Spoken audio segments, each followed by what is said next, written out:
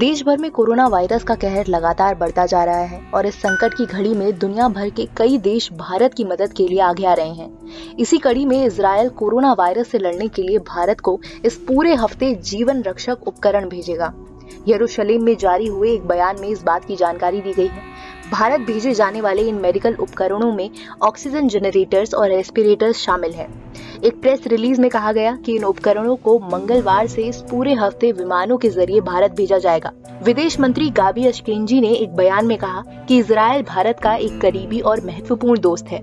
हम भारत के साथ खड़े हैं, खासतौर पर जब वो एक कठिन समय का सामना कर रहा है। हम अपने भारतीय भाइयों और बहनों के लिए जीवन रक्षक उपकरण भेज रहे हैं। विदेश मंत्री ने आगे कहा कि इजरायल और भारत रणनीतिक संबंध साझा करते हैं। कहा गया कि भारत अंतर्राष्ट्रीय स्तर पर और विशेष रूप से एशिया प्रशांत में इजरायल के लिए सबसे महत्वपूर्ण देशों में से एक है। बताया गया है कि जेडीसी यानी अमेरिकी यहूदी संयुक्त वितरण समिति भी इजरायल के सहायता प्रयासों में शामिल हो गई है और वो भी ऑक्सीजन जनरेटर और अन्य उपकरण दान करेगी।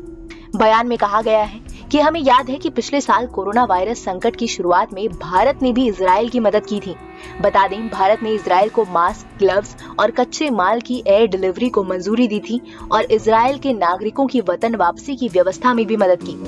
गाबी अशकेंजी ने कहा कि आपातकालीन मदद दोनों देशों के बीच गहरी मित्रता को दिखाता है। उन्होंने व्यापक पैकेज की व्यवस्था में सहयोग करने वाले सभी लोगों को धन्यवाद दिया।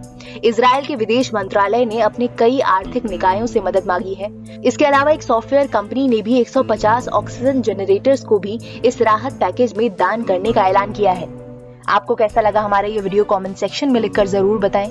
देश और दुनिया की तमाम बड़ी खबरों के लिए सब्सक्राइब करना ना भूलें हमारा डिजिटल चैनल TV9 भारतवर्ष।